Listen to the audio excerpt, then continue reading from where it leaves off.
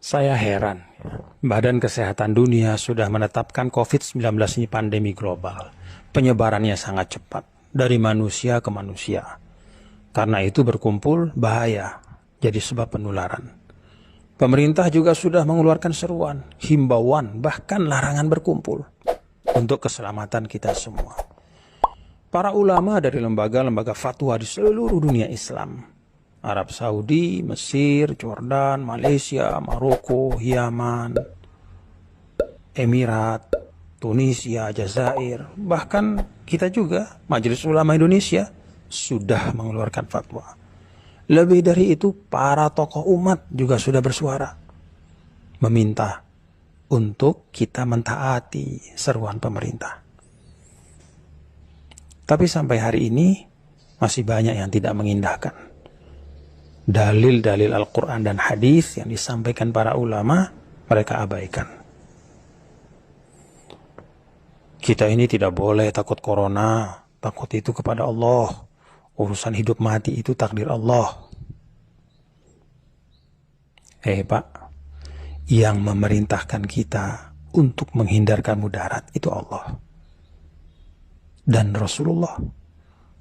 Dalam Al-Baqarah 195, wala tulqu bi aidikum ila tahlukah. Jangan menjatuhkan dirimu ke dalam kebinasaan. Dalam An-Nisa 71, ya ayyuhalladzina amanu khudhu hidrakum. Wahai orang beriman, bersiaplah kalian. Jadi kalau bertempur itu ambil senjata, pakai pelindung.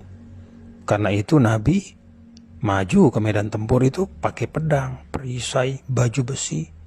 Beliau pakai migfar, itu topi baja, untuk melindungi dari musuh.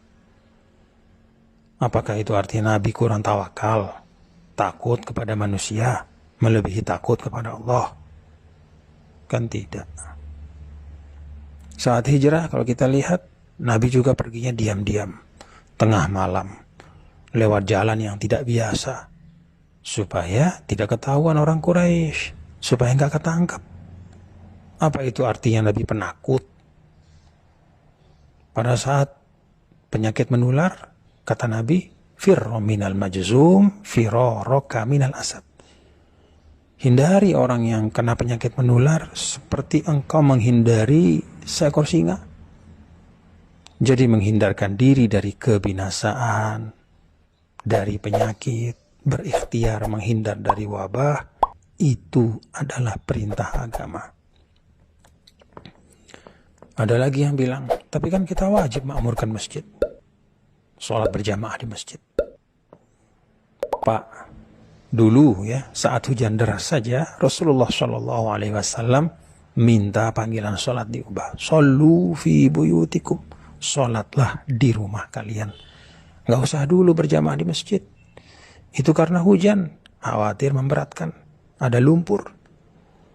Apalagi ini wabah yang terbukti di seluruh dunia itu berpuluh-puluh ribu.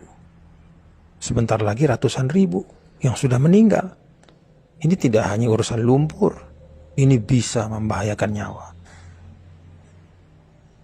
Ada lagi yang masih ngeyel, tapi sholat Jumat kan gak apa-apa, sekali seminggu, itu kan syiar. Pak, sholat Jumat itu juga boleh ditinggalkan karena uzur syar'i. Dulu saat musafir, Nabi tidak Jumatan.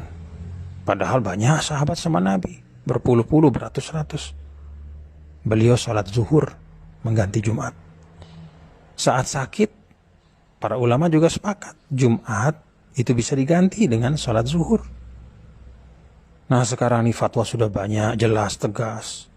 Untuk kemaslahatan umum, memutus rantai penyebaran wabah, menyelamatkan jiwa manusia. Apalagi penyakit ini kan ada yang disebut asimptomatik, nggak kelihatan gejalanya, padahal dia sudah bawa virus.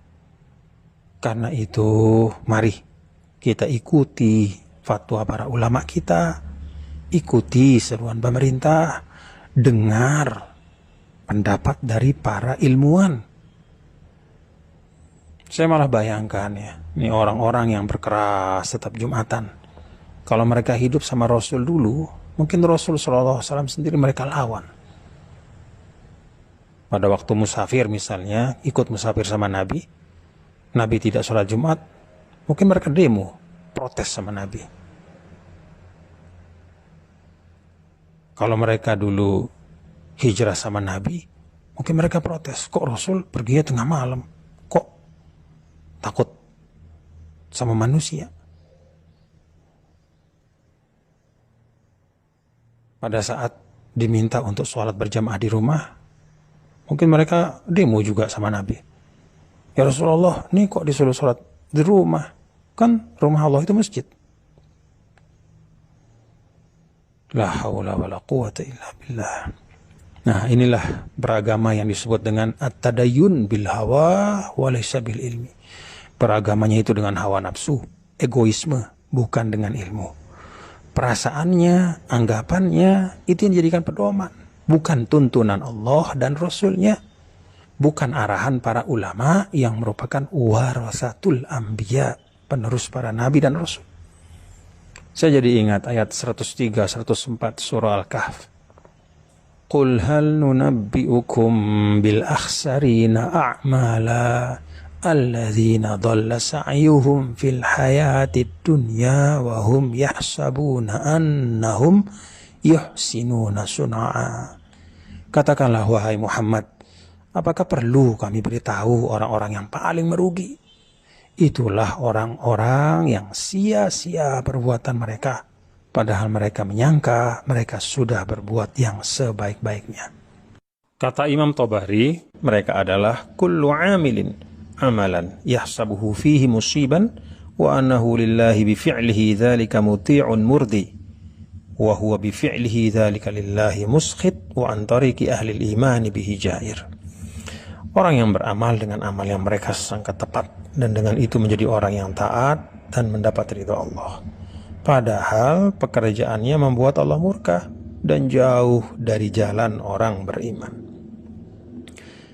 Mari kita taati fatwa para ulama kita, ikuti seruan pemerintah, simak kata para ilmuwan sebagai ikhtiar. Semoga wabah ini segera berlalu dari tengah-tengah kita.